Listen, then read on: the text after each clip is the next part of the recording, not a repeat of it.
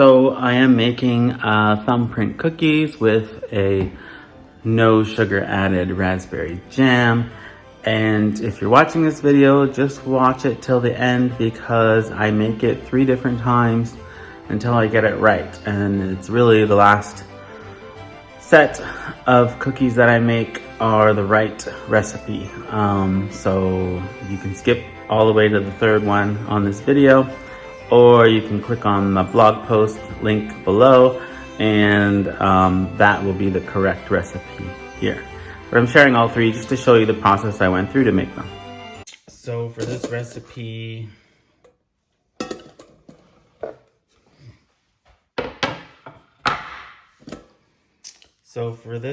you're gonna need 2 large bowls and a hand mixer. You could do it in a stand mixer if you wish. I'm gonna use my hand mixer. So in the first bowl, you wanna mix all the dry ingredients except for the erythritol. So you're gonna mix the almond flour. This is 1 1/3 cups of almond flour. And then we have half a teaspoon of baking powder and half a teaspoon of salt. Mix that in. And that's pretty much the dry ingredients. Let me grab my whisk. Where is it? There it is. It's not really it's a whisk from a immersion blender that I use because it's small and it's just easy to, I don't know, for some reason I like a small whisk. For some things. If it's wet, I probably like the bigger whisk, but for dry, I like this one. So that's mixed together, and now we're going to cream the butter and the erythritol together in another large bowl, and we're going to use the mixer. So let's add the butter first. Actually, we're gonna mix the butter cream cheese.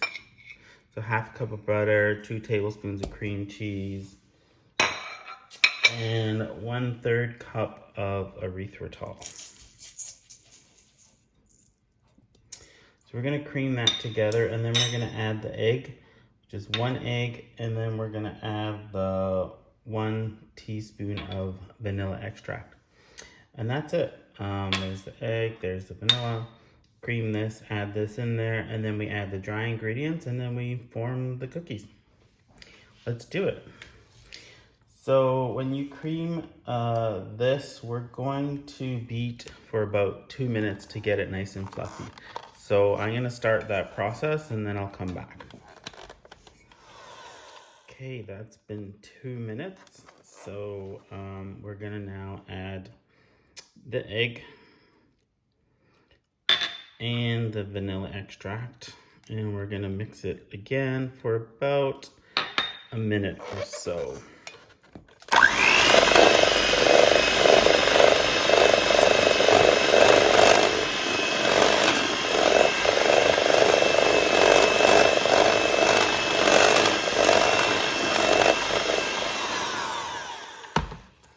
I'm gonna stop and scrape down the sides of the bowl.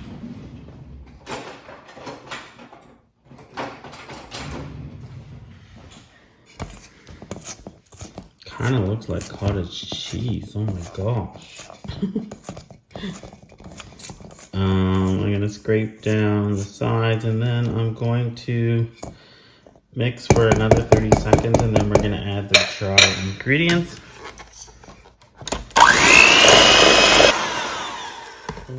Okay, let's add in the dry ingredients.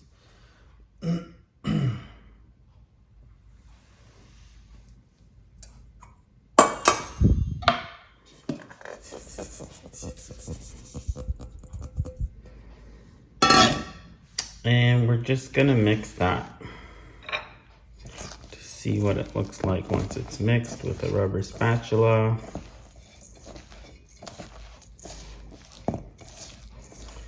It's turning into a dough-like consistency, I think. Yeah.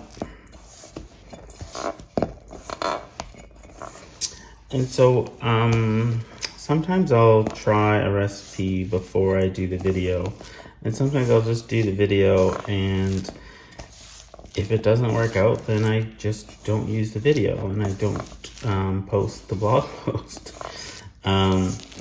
So sometimes I do testing and then I do the video, and sometimes I just wing it and hope that it works out. And if it doesn't work out, then I don't use it, of course. So right now I'm at the stage where I don't know if this is gonna work. And I didn't test this out before.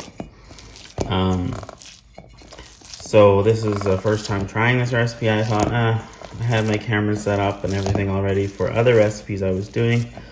So I thought, well, let's try this out. See how it works.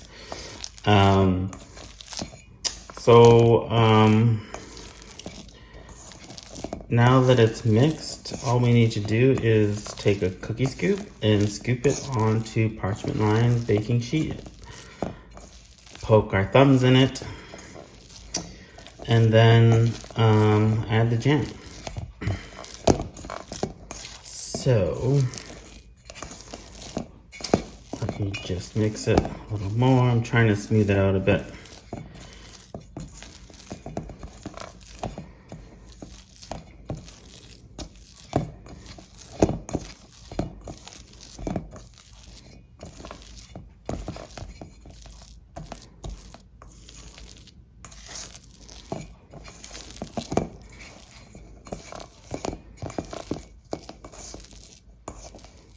Okay,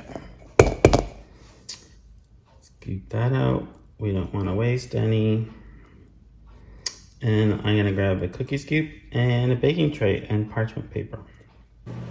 Okay, so I have my oven on and it's preheating to 350. I'm going to scoop with a cookie scooper.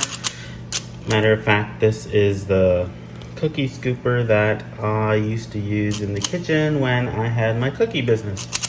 If you didn't know that, I used to have a cookie business called Oscar Makes Good Snacks. So let's scoop. And so we just scoop out of the bowl like this and drop. I'm gonna do 3 across and see how far I get. My biggest fear is that the cookies will fall flat. And I'm sensing they might, only because I think the dough is warm. Maybe I should have kept it in the fridge. Actually, you know what I'm gonna do is I'm gonna put this tray in the fridge for 15 minutes and then I'm gonna bake it. I think that might help. Dude, move over. Come on, give me space.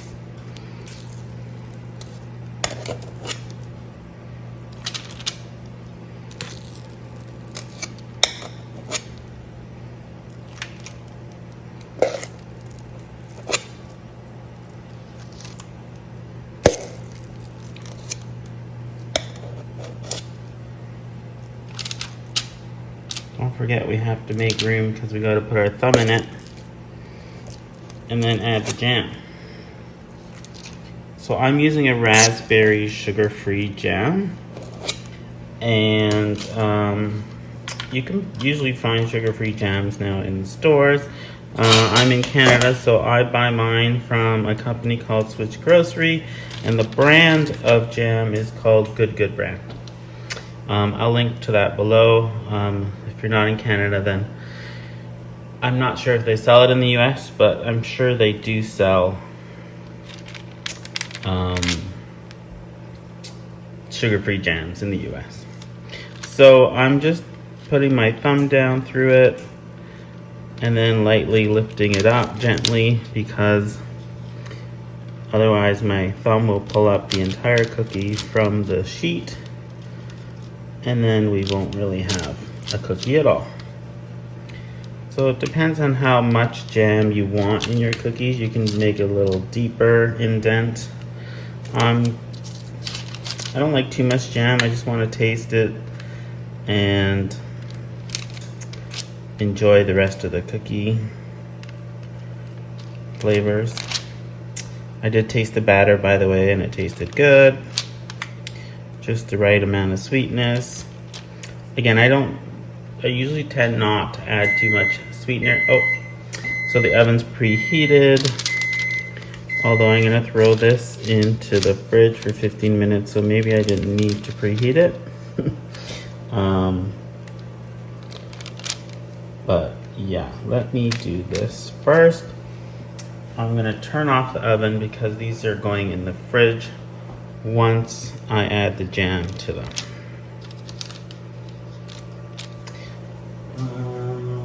Off. Okay, so we have the jam. Make sure you give it a good stir so there's no huge clumps in it and it'll be harder to put into the cookie. So I'm gonna try and do this as neat as possible, although I'm not very neat when it comes to this kind of stuff. Did I tell you I'm not good at decorating? I don't like decorating cakes or anything for that matter. I'm just don't have the patience for it. I'm quite messy. I'm not a very perfect person when it comes to stuff like this. I am in other things. I like things neat and tidy, but when it comes to baking, I just kind of like a little doing things a little rustically. Is that a word, rustically?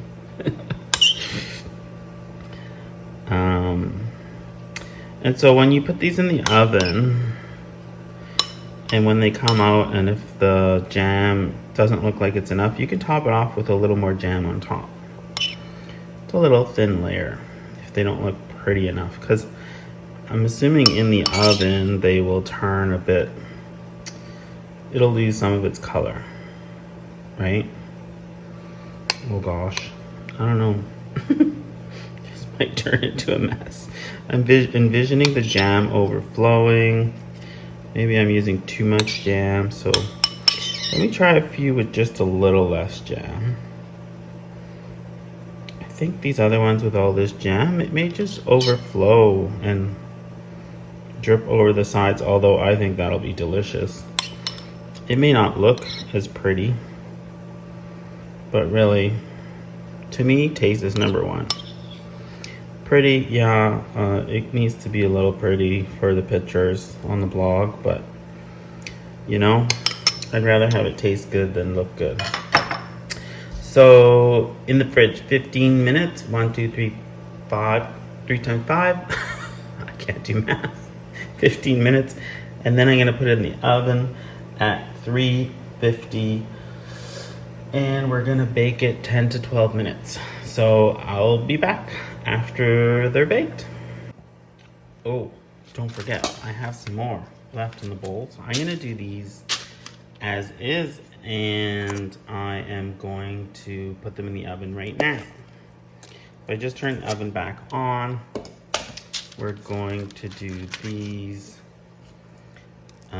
without putting them in the fridge and see which ones turn out better. Not sure how many I'm gonna get out of this.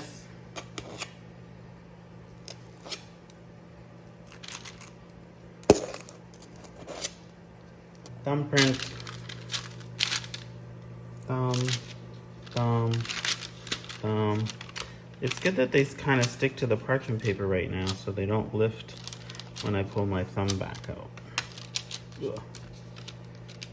Okay, let's jam it. Jam. Jam. I'm not a singer.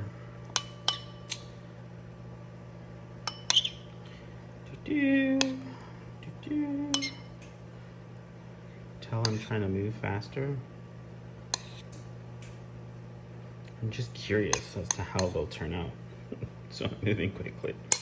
That's it, let's go in the oven. It is already preheated and we're doing 10, maybe 12 minutes. I'll let you know. Okay, so the first batch of cookies is done. I'm gonna pull it out of the oven and show you what happened.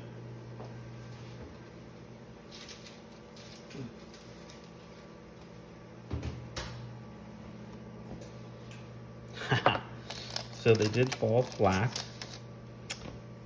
I think they still look nice. I'm gonna let them cool completely on the pan. They smell really good, but they're not thumbprint cookies. They're more like, I don't know, indent flat cookies. Wait, let's call them raspberry drop cookies. Or is that already taken? I don't know. Anyway, so the other cookies are still in the fridge, but I'm changing the time that I'm keeping them in the fridge from 15 minutes to 30 minutes because, well, I think they need to be really cold before they go into the oven, and hopefully they don't fall flat again. So I'm gonna let these cool. I'm not gonna use these. If you see more of this video, that means the recipe worked out. If you never see this, well, you never will. Okay, next batch is done. Let's see what happened.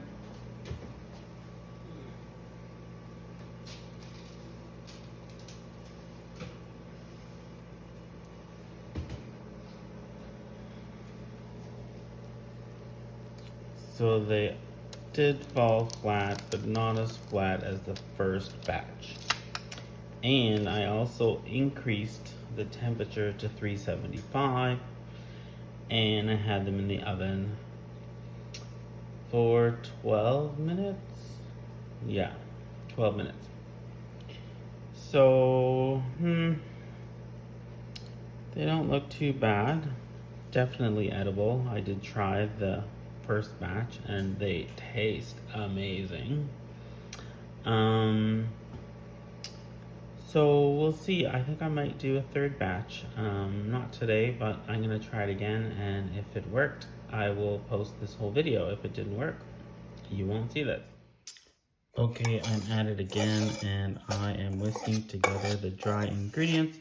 This time I am using 1 3/4 cups of almond flour and half a cup of coconut flour.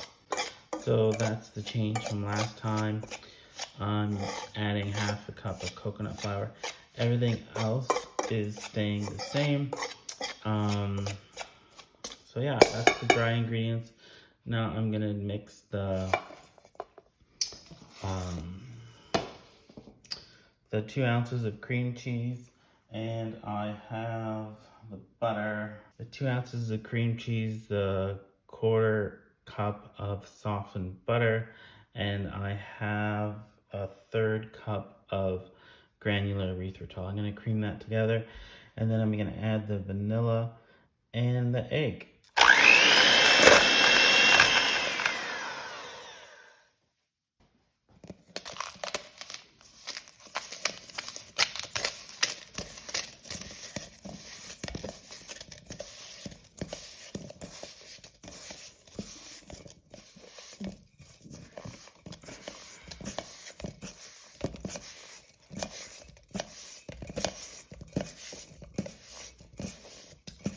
So if you're having trouble mixing it together, just use a rubber spatula to smooth it out first and then mix again.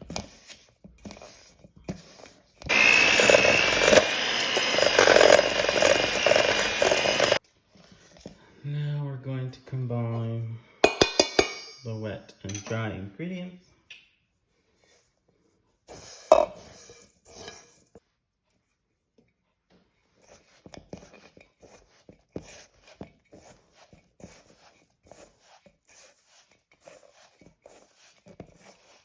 So it'll look like little pellets at first, but the more you keep mixing, the more it'll turn into a dough. And once we get it to the dough consistency that we want, we will put it in the fridge for, this time I'm going to do half an hour in the fridge. Just to get it nice and cold so that it doesn't fall flat. So we added some more flour to it by adding the coconut flour. And the butter is down to 1/4 cup of butter. So now it's going to be a little drier, so it shouldn't fall flat. So now we get in here with our hands. Let's form the dough. See how it's getting less crumbly? That's how we want it.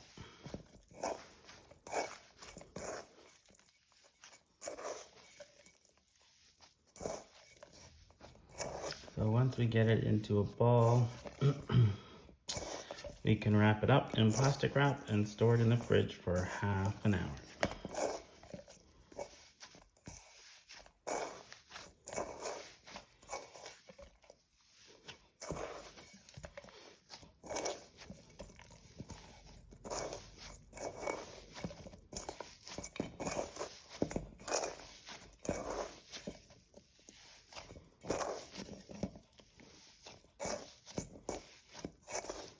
So it looks crumbly, but it won't be once we take it out of the fridge.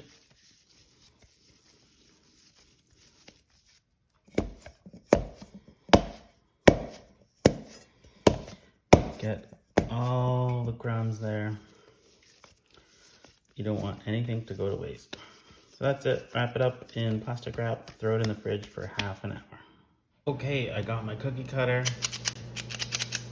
I got my no sugar added raspberry jam, and I have the oven preheated to 375, and I took my dough out of the fridge. I'm unwrapping it, so I'm gonna give it a little squoosh, is that a word?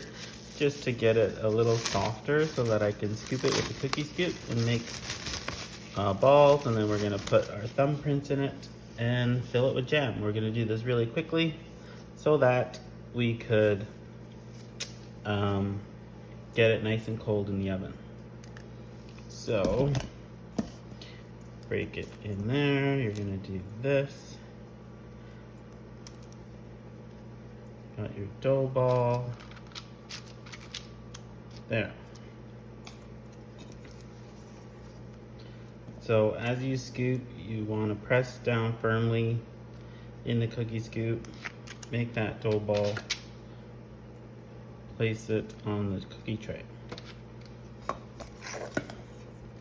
So keep doing this until you've used up all the dough. Once you fill up the tray, I would do that first and then get to the rest later.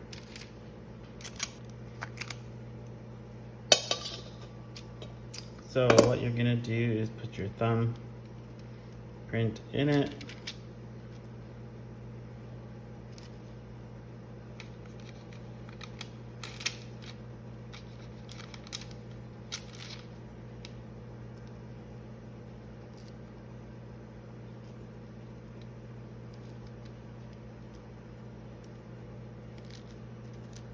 And then fill them with jam.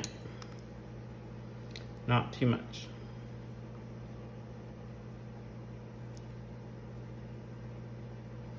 And again, when I made these last week, the jam did lighten up. It got discolored. It looked kind of gray. So you may want to save some jam to put on top of it after or just before you're going to serve it to make it look pretty, if you care about the color. If you care about presentation, if not, enjoy them because they taste just as good, whether they're discolored or not. That's it. Let's go in the oven and we'll do the rest. I have good news and bad news. Good news is that they didn't go flat. The bad news is that I might have overcooked them this time. But I still have the second batch, so that's going in for a shorter length of time. So this was 15 minutes, so now I'm doing it for 10 minutes on the second batch, and we'll see what that turns out like. At 10 minutes, if it needs a few more minutes, I will add a few more minutes. Okay, second batch turned out way better, only 10 minutes. And they're a little golden around the edges, and they're perfectly cooked, baked. So that's it, 10 minutes. Yay, finally.